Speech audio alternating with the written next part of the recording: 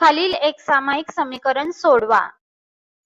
5m - 3n is equal to 19 आणि m - 6n is equal to -7.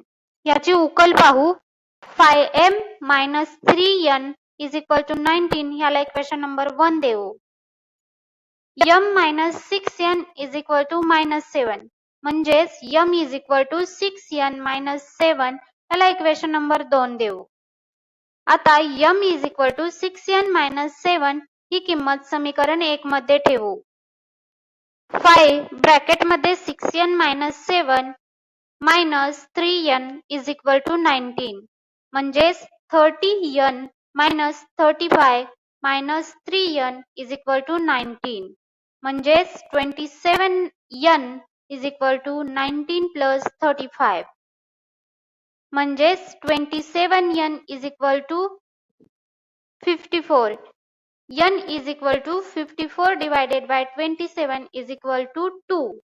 n is equal to 2 ही किंमत समीकरण 2 मध्ये ठेवू.